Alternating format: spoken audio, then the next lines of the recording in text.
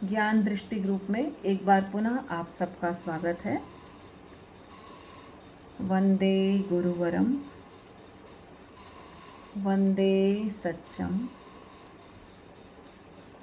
वंदे अरहम। आज पुनः हम संवर भावना लेंगे, क्योंकि संवर और निर्जरा 9 तत्वों में सबसे ज़्यादा इम्पॉर्टेंट है, सबसे ज़्यादा महत्वपूर्ण है। इसलिए संवर के प्रकार भी हमारे लास्ट लेक्चर में पूरे नहीं हो पाए, तो हम पुनः एक बार पार्ट 2 में संवर भावना लेते हैं। तो बहुत सुंदर विनय विजय जी उपाध्याय ने कहा है कि जो आत्मदर्शन ही है वह संवर है, आत्मदर्शन ही संयम है, और आत्मदर्शन से ही निश्चय का संवर सध जाता है। आत्मदर्शन ही प्रत्याख्यान है। बहुत सुंदर बात उन्होंने कही। और इस संवर की अनुप्रेक्षा से हमारा मन, शरीर, वाणी की गुप्ति यानी उसका संयम यानी उसकी साधना सध जाती है, और उससे होता है हमारा आध्यात्मिक जो पराक्रम शुरू होता है और चंचलता का निरोध हो जाता है। तो इस संवर भावना के कारण हमारे जो पापों का द्वार है वो रुक जाता है, हमारे जो पाप आना रुक जाते हैं, और जो बंधे हुए हैं उनकी सकाम और अकाम निर्जरा होती रहती है। कि बहुत सुंदर पंक्तियां मैं फिर से रिपीट करूंगी उसको। मैं ध्येय हूँ, श्रद्धेय हूँ, मैं ज्ञेय हूँ, मैं ज्ञान हूँ, मैं एक ज्ञायक भाव हूँ, मैं स्वयं भगवान हूँ। यह ज्ञान, यह श्रद्धान, बस यह साधना आराधना, बस यही संवर तत्व है, बस यही संवर साधना। तो मैं क्या हूँ? मैं ध्येय हूँ, जिसका ध्यान किया जाना चाहिए। मैं श्रद्धेय हूँ, अर्थात जिस पर श्रद्धा की जानी चाहिए। मैं ज्ञेय हूँ, मतलब जिसको जाना जाना चाहिए, जिसको जानना चाहिए।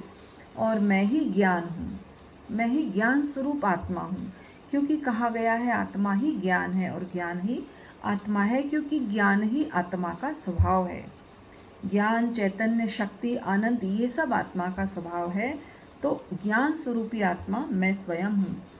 और सिर्फ ज्ञायक भाव मतलब मैं जानने वाला हूँ। किसको जानने वाला? स्वयं को भी मैं ही जानने वाला हूँ, और मैं ही ज्ञान हूँ।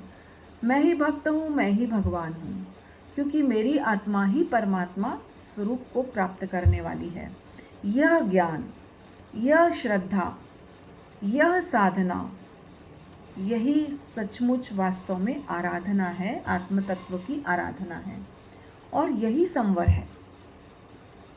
क्योंकि अपने से अलग, अपने से भिन्न जिसको हमने अपना माना है और उसका हमने त्याग किया है, ये हम व्यवहार दृष्टि से करते हैं, निश्चय दृष्टि से नहीं करते हैं।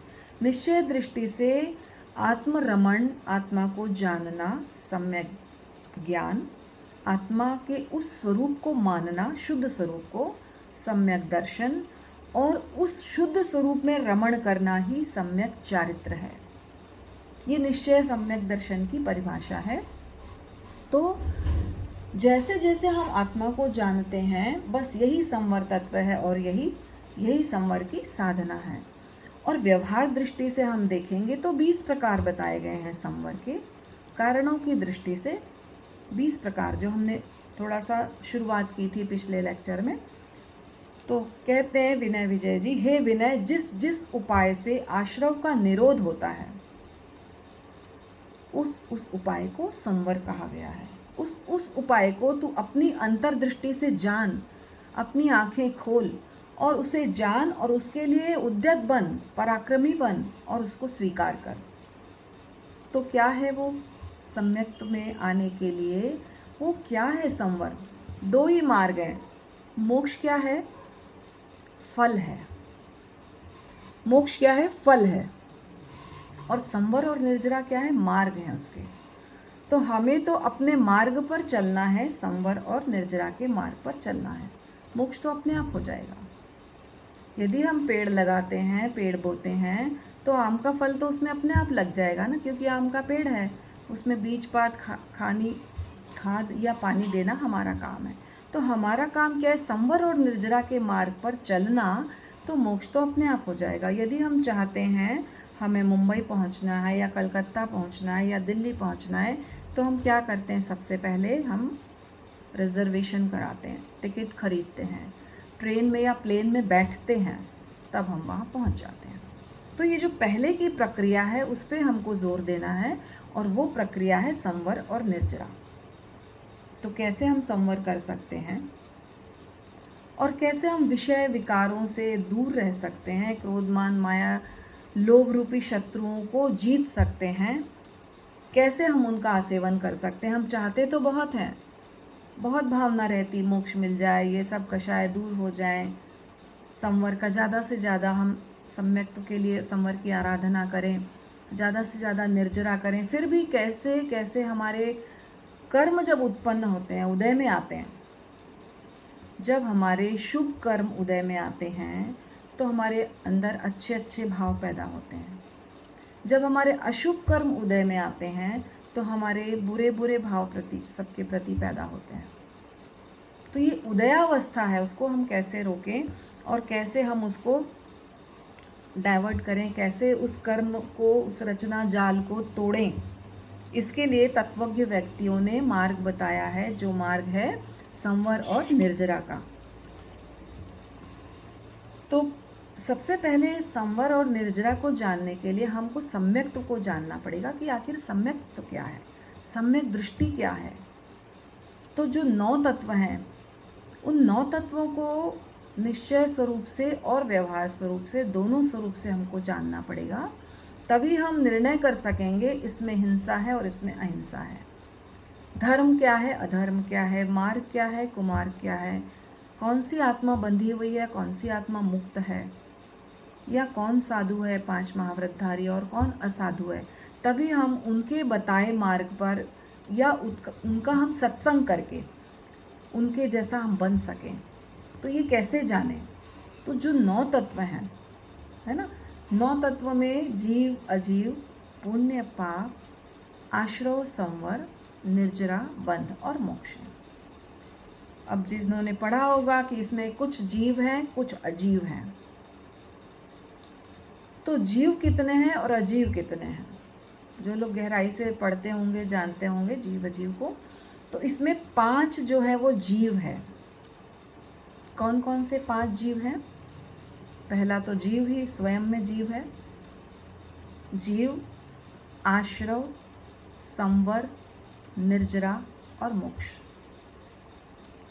ये 5 जीव हैं, और 4 जो हैं इनमें जड़ हैं, अजीव हैं। एक स्वयं अजीव, एक बंध, पुण्य और पाप। पुण्य और पाप, ये पुण्य क्या है और पाप क्या है, एक एक लाइन में हमने समझा था 9 तत्वों को, बहुत विस्तार से नहीं समझा अभी, लेकिन एक एक लाइन में हमने जाना था कि पुण्य और पाप क्या है। पुण्य है कर्म की, शुभ कर्म की उदय अवस्था, वो पुण्य कहलाती है। अशुभ कर्म की उदय अवस्था पाप कहलाती है। चूंकि ये कर्मों से संबद्ध है तो इसको अजीव कहा गया है। बंध, चूंकि बंध किसका होता है? कर्मों का।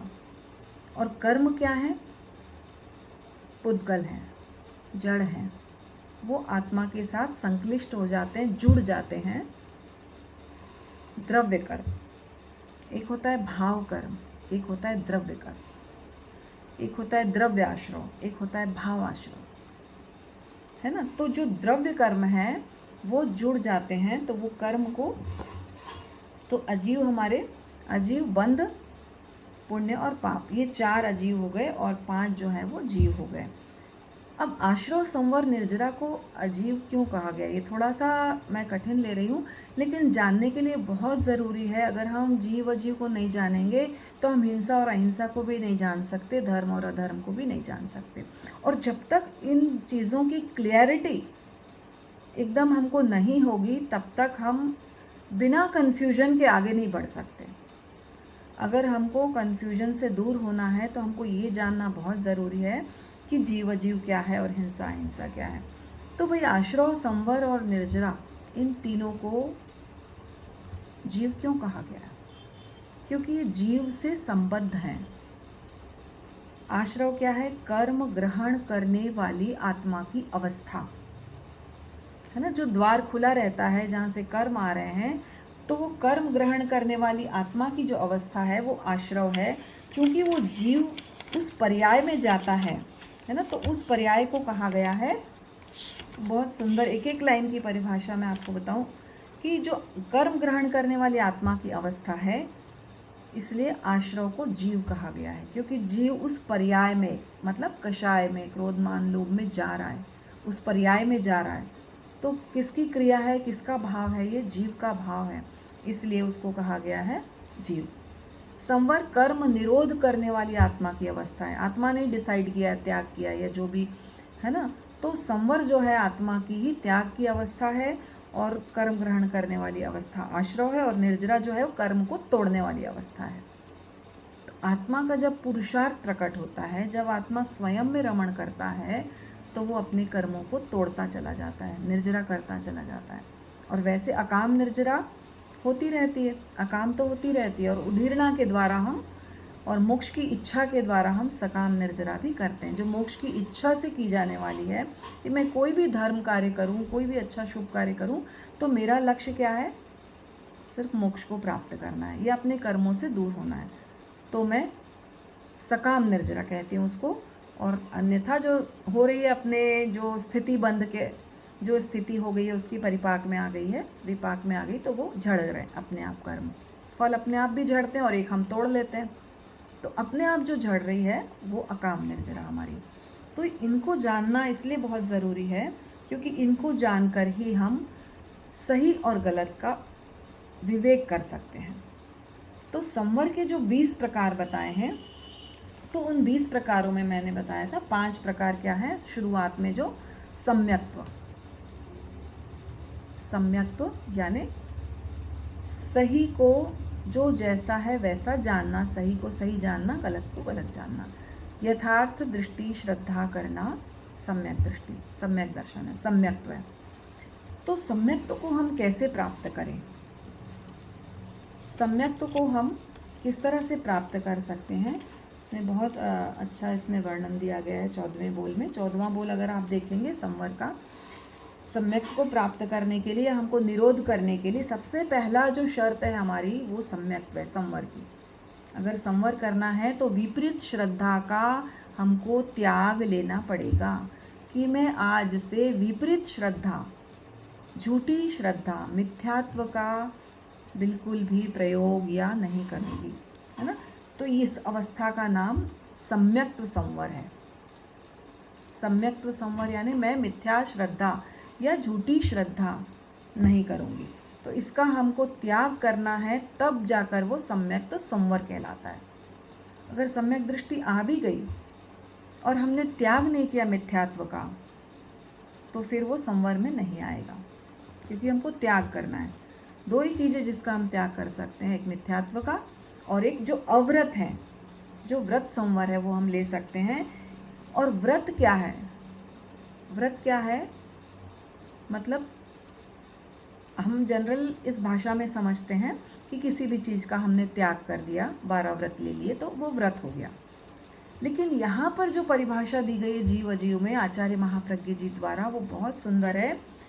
उसमें कहा गया है व्यक्त और अव्यक्त, है ना, जो दिखाई दे रही है और जो नहीं दिखाई दे रही है, उन आशाओं का परित्याग करना व्रत संवर है। शायद आपने सुनी नहीं होगी या पढ़ी भी होगी तो याद नहीं होगी ये परिभाषा। ये बहुत इम्पॉर्टेंट है कि अव्यक्त इच्छा, जो आपको खुद को नहीं पता होती, कई बार हमारे अंदर इतनी इच्छाएं होती है, और व्यक्त इच्छा जो हम देखते हैं आए दिन हमारी इच्छा हो रही है, व्यक्त इच्छा को भी देखा, अव्यक्त इच्छा से भी हम परिचित नहीं हो पाते। तो व्यक्त और अव्यक्त जितनी भी हमारी इच्छा है, आशा है, आकांक्षा है, उन सब का त्याग करना व्रत संवर कहलाता है।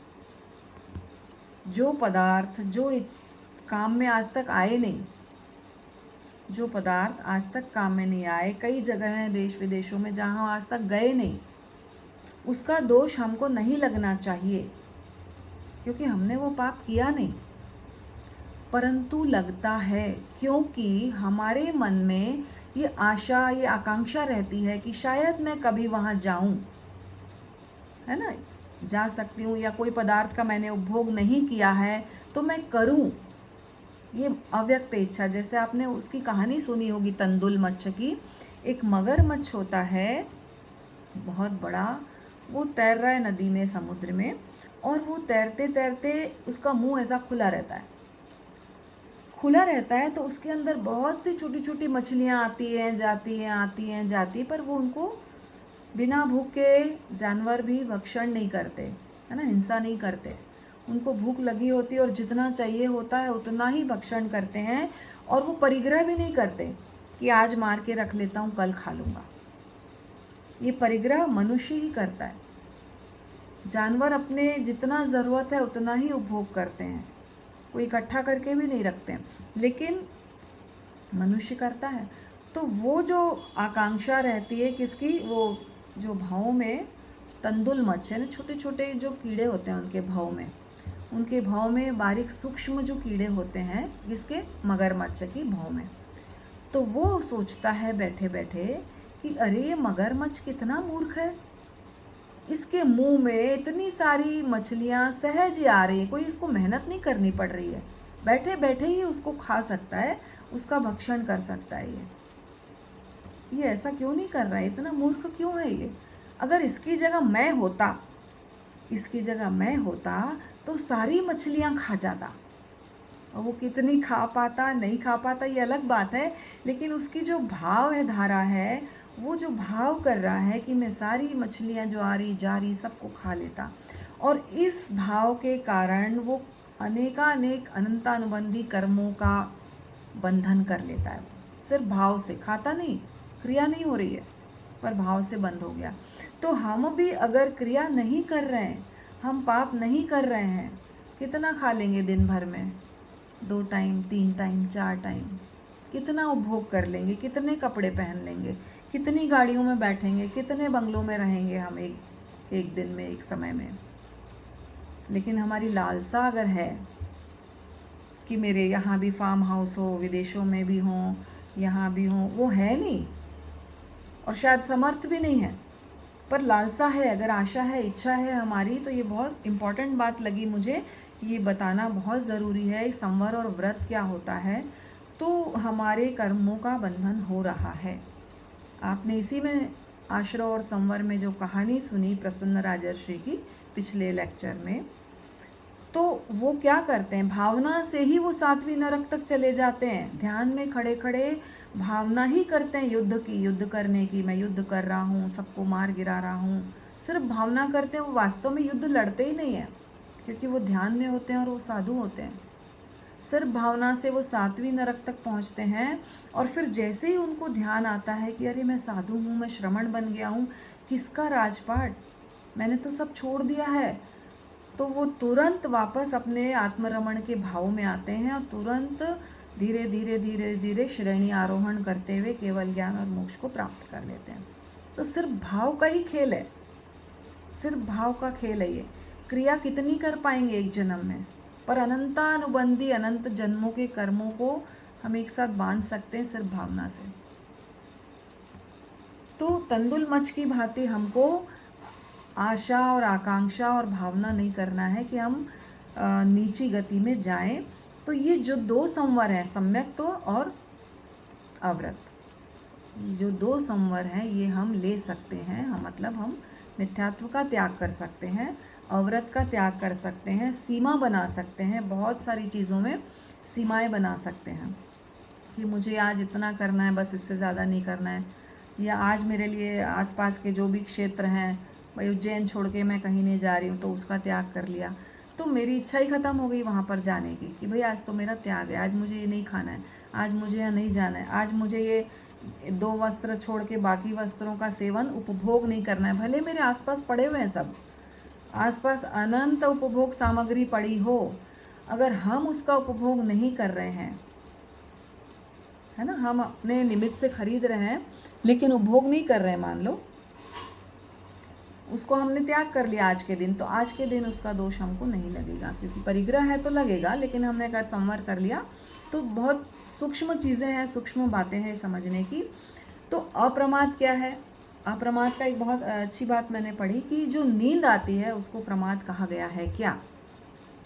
तो वो प्रमाद नहीं है, क्योंकि नींद काय योग की बात है। काया सो रही है, आत्मा नहीं सो रही है। आत्मा तो हर क्षण चैतन्य है। तो मैंने नोट भी किया इसको कि काया जो है वो आपकी क्या है, इसमें मिथ्यात्व और आश्रव के बहुत अच्छे मैंने कहीं कहीं बुक से नोट्स बनाए अपने। तो नींद जो है वो काया की प्रवृत्ति है, अतः योग आश्रव कहा जाता है, न कि प्रमाद आश्रव। उसको योग में लिया गया है, प्रमाद आश्रव में नहीं लिया गया है। तो फिर प्रमाद क्या है? प्रमाद है आत्मा के धर्म के प्रति जो मेरा अनुत्साह है। बहुत लोग हैं जिनको कोई इंटरेस्ट नहीं धर्म की बातें सुनने में, करने में कोई इंटरेस्ट नहीं है। उनके आगे धर्म की बात करो उठ के चले जाएंगे, क्या ये शुरू कर दिया आत्मा आत्मा। बहुत से ऐसे लोग हैं, 90% हैं। आप देखो अपने ग्रुप में 125 लोग होंगे, कितने जुड़ते हैं? 15, 20, 25, है ना? तो इसलिए क्योंकि जो इंटरेस्ट है वो किधर और है, उत्साह जो है कहीं और है। धर्म के प्रति या धर्म सुनने के प्रति या धर्म करने के प्रति जो अनुत्साह है उसको प्रमाद आश्रव इसमें कहा गया है। तो हमको क्या करना है? उत्साह करना है अपने, तो वो अप्रमाद हो जाएगा। आत्मा की निरंतर स्मृति करना है कि मैं कौन हूँ और मेरा क्या लक्ष्य है। अगर इसकी स्मृति रहती है तो आप अप्रमादी हैं, आपको प्रमाद आश्रव नहीं लगेगा, क्योंकि हमने जागरूक हो गए आत्मा के प्रति। अकषाय में वही सब आ जाएगा, क्रोध मान माया लोभ राग द्वेष कला, ये सब जो अकषाय जो 18 पाप बताए गए हैं। अपन कभी लेंगे 9 तत्व ना, तब जीव अजीव को भी लेंगे कि कितने प्रकार के पाप बताए गए हैं। प्राणातिपात से लेके मिथ्या दर्शन शल्य तक जो पाप हैं उनकी चर्चा करेंगे। तो ये जो पाप हैं क्रोध मान माया लोभ राग, ये इनका क्षय हो जाना, पापों का कषायों का क्षय हो जाना, ये अकषाय संवर है। मतलब उनको हमने त्याग नहीं कर सकते इन 3 चीज़ों का। ये कर्मोदय से उत्पन्न होती है क्या? अप्रमाद, अकषाय और अयोग, ये तीनों त्याग 2 ही चीज़ों का हो रहा है। मिथ्यात्व का त्याग हो सकता है और जो हम व्रत लेते हैं अव्रत का त्याग हो सकता है, पर इन तीनों का त्याग नहीं होता है, क्योंकि ये कर्म के उदय की अवस्थाएं हैं। अयोग मन वचन काया की प्रवृत्तियाँ, ये सब क्या है? जितनी भी प्रवृत्तियाँ हैं, शुभ अशुभ, शुभ प्रवृत्ति है तो शुभ कर्मों का बंध, अशुभ प्रवृत्ति है अशुभ कर्मों का बंध। तो मन वचन काया का निरोध कर देना, उनकी गुप्ती कर देना, उनको साध लेना। कैसे कर सकते हैं मन वचन काया की गुप्ती? जब हम ध्यान कर रहे होते हैं, प्रेक्षा ध्यान कर रहे होते हैं, तो हमारा शरीर स्थिर होता है, गुप्ती हो गई काया की। वाणी स्थिर है, हम कुछ बोल नहीं रहे हैं, तो वाणी की गुप्ती हो गई। और मन को यदि एकाग्र कर लिया, कहीं टिका दिया श्वास में या ज्योति केंद्र में, तो क्या हो गया? विचार से भी रहित हो गए, मन की भी गुप्ती हो गई। तो ये मन वचन काया की गुप्ती करना अयोग संवर है और पापों को रोकने वाला है। तो ये 5 तो मूल हैं, और उसके बाद आते हैं 5 पाप लिए हैं, 5 इंद्रियों को लिया है। प्राणातिपात विरमण, हिंसा नहीं करना मन वचन काया से, वह संवर हो गया। झूठ नहीं बोलना, वो संवर हो गया। अदत्ता दान मतलब अदत्त, जिसको दिया नहीं गया है उस वस्तु का उपभोग करना, है ना? जो मुझे कुछ मिला नहीं है और मैं उसको यूज़ कर लूँ, है ना? तो वो अदत्ता दान, चोरी कहलाता है। अब्रह्मचर्य विरमण की ब्रह्मचर्य की साधना। परिग्रह विरमण, जितना हम परिग्रह को छोड़ते जाएंगे उतना हम हिंसा से बचते जाएंगे। जितना परिग्रह उतनी हिंसा, क्योंकि उनको वापस संभाल करना, उनको वापस अवेरना भी एक तरह का हिंसा का कारण बन जाता है। अब कुछ भी हमने खरीदा, कुछ भी शॉपिंग की, साड़ी ली, कपड़े लिए, खाने का सामान लिया, जो भी हम लेते हैं, वो कितनी सारी प्रोसेस से गुजर के आता है। आपने अनाज खरीदा, कितने हाथों से वो कराया। एक किसान है, बीज डालता है, उसको उगाता है, फिर उसको खाद पानी देता है। सब में जीव है, मिट्टी है, हिंसा है, पानी है, और फर्टिलाइज़र भी डालता है। बहुत सारे कीड़े मकोड़े भी उसमें मरते हैं। हिंसा से उत्पन्न हुआ, फिर उसको कटिंग किया, कट करके फिर कहीं बेचने गया, फिर वहाँ ऐसे 25 हाथों से होते होते एक रोटी तैयार होती घर में। तो कितने हाथों से हिंसा होते होते होते होते वो हमारे हाथ पहुँचा। अब उसको हमने खरीदा, उपभोग किया, तो वो लगने वाली जितनी हिंसा है, कहीं ना कहीं हमारा भी उसमें कंट्रीब्यूशन है। चाहे वो मेकअप का सामान लेते हैं या कुछ भी लेते हैं, हम बहुत सारी चीज़ें, हम हो सकता है हम 2 लिपस्टिक यूज़ करते हैं बस, पर हज़ारों बनती है। और मैंने नियम नहीं लिया कि भाई मैं 5 से ज़्यादा नहीं रखूँगी या 10 से ज़्यादा नहीं रखूँगी।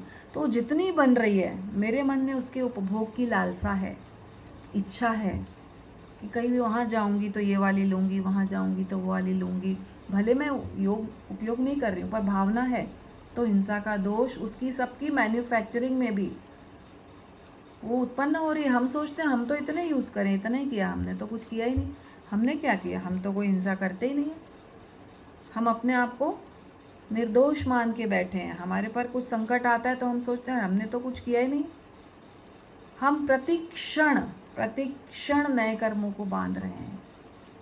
कब तक? जब तक हमने संवर नहीं लिया। यदि आप सामायिक में बैठे हैं तो वो संवर हो गया।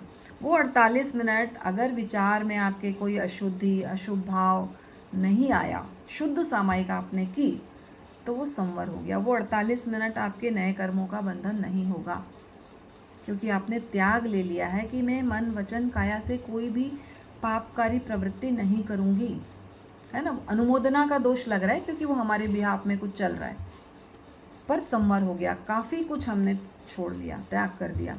तो ऐसी कोई स्थिति आती है तो हमारा संवर हो जाता है। तो ये संवर बहुत इम्पॉर्टेंट है। अगर संवर हमने अच्छा करा, पक्का करा, तो निर्जरा हमारी ऑटोमेटिकली बहुत आसानी से और नए कर्मों के द्वार को रोकने के बाद जो पुराने कर्मों का बंधन बहुत आसानी से हम कर सकते हैं। पर जो कि नए नए आते हैं, इसलिए हम उसको कभी ख़त्म नहीं कर पाते। तो यदि ख़त्म करना है कर्मों को पूर्ण तरह से और शाश्वत सुख को पाना है, तो संवर पे बहुत ध्यान देने की ज़रूरत है। तो ये 5 तो ये हो गए परिग्रह वाले।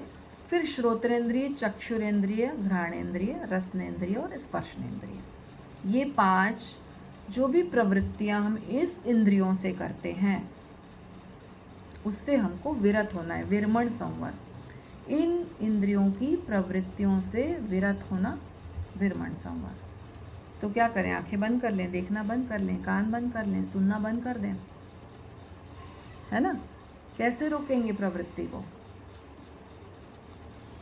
प्रवृत्ति को कैसे रोकेंगे? ये तो जब तक हम है, शरीर है, संसार है, ये तो चलती रहेगी। तो क्या कर्मों का बंध रुक नहीं सकता? प्रवृत्ति हो रही है, निरंतर हो रही है। हम देख रहे हैं, हम सुन रहे हैं, हम खा रहे हैं, हम नाक से सूंघ रहे हैं, हम स्पर्श भी कर रहे हैं 10 चीज़ों को। तो प्रवृत्ति तो हो रही है, मन से, वचन से, काया से, योग भी हो रहा है। तो क्या ये प्रश्न आप सबके मन में नहीं आ रहा है कि मैं कैसे समझूं इस चीज़ को कि प्रवृत्ति तो हो रही, कर्मों का बंध कैसे रुकेगा? और कभी रुकेगा नहीं तो पूरे कर्म क्षीण कैसे होंगे? कैसे क्षीण होंगे फिर हमारे कर्म? तो क्या करेंगे हम? कैसे रोकेंगे इनको?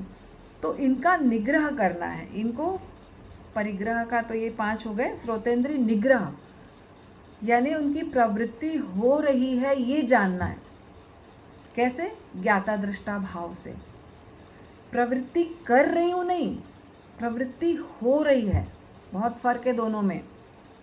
एक तो मैं कर रही हूँ, कर्ता भाव मेरा, और एक भाई हो रही है, पाचन हो रहा है, खाना खाया जा रहा है, आंखों से देखा जा रहा है। ये कब आएगा? इसीलिए कहते हैं ज्ञाता दृष्टा भाव। ज्ञाता दृष्टा भाव क्यों बार बार बोल रहे हैं? ज्ञाता दृष्टा भाव, कर्ता और भोक्ता भाव से अलग होना, भिन्न होना, ये बहुत बहुत इम्पॉर्टेंट है। ये जब हम वो पढ़ेंगे ना, नौ तत्व जीव जीव के, उसमें कर्ता और कर्म अधिकार है, तो वो जब पढ़ेंगे तो बहुत क्लियर हो जाएगा ये कि कर्ता और भोक्ता भाव से अपने आप को हटाकर ज्ञाता और दृष्टा भाव में हम कैसे लाएं। जब हम ज्ञाता दृष्टा भाव में आते हैं तो ये कर्ता भोक्ता भाव छूट जाता है, छोड़ना नहीं पड़ता, छूट जाता है ना। अच्छी चीज़ हाथ में आते ही बुरी चीज़ क्या होती है, छूट जाती है। आत्मरमण करते करते कषाय अपने आप छूट जाते हैं। अच्छी लाइन मिल जाती तो बुरी दिशा अपने आप छूट जाती है। तो ये अपने आप छूटेगा कब, कब हम अच्छा पकड़ेंगे। तो अच्छा जब पकड़ लेते हैं, अच्छा यानी पकड़ लिया ज्ञाता दृष्टा भाव कि मैं क्या हूँ, आत्मा हूँ, और मैं क्या हूँ, ज्ञाता दृष्टा हूँ। मैं जानने वाली हूँ, देखने वाली हूँ, मैं करने वाली और भोगने वाली नहीं हूँ। कर्ता भाव छूटा तो अहंकार छूट गया, भोक्ता भाव छूटा तो हमारा जो है ना, एक भोगते हैं एक चीज़ को, जैसे पीड़ा को, है ना, जैसे दर्द है, पीड़ा है, शरीर में है, अब उसको भोग रहे हैं, दिन भर विलाप कर रहे हैं, कब छूटेगा, कब जाएगा, कब ये घुटने का दर्द है, अब ये कब जाएगा, दिन भर उसमें आर्त ध्यान कर रहे हैं, आर्त ध्यान कर रहे हैं, उसी में लगे, मेरा मेरा दर्द, मेरा दर्द। और एक होगा ज्ञाता दृष्टा भाव कि भाई घुटने में दर्द हो रहा है, मैं ज्ञाता स्वरूप उसको देखूं, हो रहा है, ठीक है, ठीक हो जाएगा, शरीर में हो रहा है, मेरे में नहीं हो रहा है, ये शरीर में हो रहा है, ये मेरे अंदर नहीं हो रहा है, मैं आत्मा हूँ, ये शरीर भिन्न है। मतलब आप ये बहुत प्रैक्टिस करने की ज़रूरत है, बहुत ज़्यादा इसको भावना भाने की ज़रूरत है कि कब ये भाव मेरे अंदर आए और कब ये कर्ता भोक्ता भाव छूटे, यानी कर्ता भोक्ता यानी स्वामित्व का भाव छूटे, मैं कर रही हूँ। ये बात पहले भी मैंने एक बार कही थी कि जब स्वामित्व छूटता है कर्ता भोक्ता भाव से, तब हम ज्ञाता दृष्टा भाव में आते हैं। मैंने एक उदाहरण भी शायद दिया होगा किसी लेक्चर में। एक सेठ जी की दुकान है और वो बहुत सारा कारोबार कर रहे हैं, व्यापार कर रहे हैं, कमाई हो रही है उनकी। काम करने वाले कोई और हैं, काम करने वाले 50 लोग दूसरे हैं, वो काम नहीं कर रहे हैं, वो बैठे हैं कुर्सी में ऐसे, बस केवल ऑर्डर देते हैं, बस काम कोई और कर रहा है, पर कमाई सेठ जी की हो रही। क्यों? क्योंकि उनका स्वामित्व है, क्योंकि उनकी दुकान है। जैसे उन्होंने स्वामित्व छोड़ा कि नहीं, अब मुझे नहीं चाहिए भाई, अब हो गया 60 साल, अब अपने को अपना धर्म ध्यान करना है ठीक से, तो वो छोड़ देते हैं, बच्चे को दे दिए, नौकर को दे दिए, किसी को दान में दे दिए, चलो ठीक है। अब वो 50 लोग, काम वही हो रहा है, काम वही कर रहे हैं, छोड़ा कुछ नहीं, सब कुछ हो रहा है, कमाई भी हो रही है। अब कमाई किसकी हो रही है? कमाई जिसको उन्होंने स्वामित्व दिया ना, उसकी हो रही है, अब उनकी नहीं हो रही है। तो ये कर्मों की जो कमाई है ना हमारी, कब तक होती है? जब हमारा कर्ता बुद्धि उसमें रहती है कि मैं कर रही हूँ। जब तक, जैसे मैं बहुत अच्छा उदाहरण एक दे सकती हूँ इसके लिए, पाचन का। खा रहे हैं हम खा रहे हैं, खा रहे हैं, ये मैं कर रही हूँ, चलो। पाचन कौन कर रहा है? उसको 7 धातुओं में कौन बदल रहा है? बड़ी आंत से छोटी आंत, छोटी आंत से बड़ी आंत, ये सब कौन ले जा रहा है, ला रहा है? भाई मैं तो नहीं कर रही हूँ, ये सब ऑटोमेटिक हो रहा है ना। खाने का बस काम मैंने किया, यहाँ से यहाँ ले जाने का, और ये भी मैं कर रही हूँ क्या? ये आत्मा खा सकती है क्या? या शरीर अकेला खा सकता है क्या? ना आत्मा खा सकती है, ना शरीर अकेला खा सकता है, अगर मुर्दा है तो कौन खा रहा है? ये दोनों का जो संयोग हुआ ना, जो प्राण शक्ति और तेजस शरीर के साथ जो ये संयोग हुआ ना, प्राण ऊर्जा पैदा हुई, प्राण शक्ति पैदा हुई, खाना पचा रही है जो तेजस शरीर की शक्तियाँ हैं, हमारी शरीर की शक्तियाँ, किसके साथ मिलके? तो वो जो संयोग है वो उत्पन्न कर रहा है ना क्रिया को। ना आत्मा क्रिया कर रही है, ना शरीर क्रिया कर रहा है, इन दोनों का जो संयोग मिला तो वहाँ उत्पन्न हो गई तेजस शरीर की प्राण शक्ति, और वो प्राणधारा प्रवाहित हो रही है, काम कर रही है। जैसे ये प्राण छूटे कि सब खत्म, न शरीर कुछ कर सकेगा, ना आत्मा कुछ, सिवाय चैतन्य और ज्ञान के वो कुछ नहीं कर सकती है। उसका स्वभाव ही ज्ञान करना है बस, उसके अलावा ज्ञाता दृष्टा भाव के अलावा उसको कुछ आता ही नहीं। तो ये जानना और इसमें रहना वो सबसे इम्पॉर्टेंट है, और वही संवर, निश्चय संवर कहलाता है। आत्मदर्शन, आत्मज्ञान, आत्मरमण, मूल संवर ये है, लेकिन हम उसके विभाग कर देते हैं। तो बस ये कंप्लीट कर दें, मन वचन और काया का निग्रह, मन वचन काया की गुप्ति, जैसे हम ध्यान में करते हैं, कम से कम जितना ज़रूरत है उतना सोचें, जितना ज़रूरत है उतना ही बोलें, जितना शरीर को ज़रूरत है उतना ही खाएं पिएं पचाएं जाएं जो भी है। तो ये निग्रह करना, ये समाधि करना, उनको समाधिस्थ करना ये। और भंडोपकरण रखना मतलब कोई भी वस्तु को जो हम रखते हैं उसको हम यत्नपूर्वक देखना, बोलना, चलना, खाना, ये सब के लिए। और छोटा सा भी सुई मात्र दोष भी सेवन नहीं करना। ये 20 प्रकार के संवर हैं। और अगले क्रम में हम लोग लेंगे निर्जरा भावना। तो संवर सबसे इम्पॉर्टेंट है निर्जरा से भी ज़्यादा, क्योंकि हमको रोकना पहले है और फिर बाकी सफाई करनी है निर्जरा के द्वारा कर्मों की। तो हम यहीं पे विराम लेते हैं। सबके प्रति कृतज्ञता। वंदे गुरुवरम।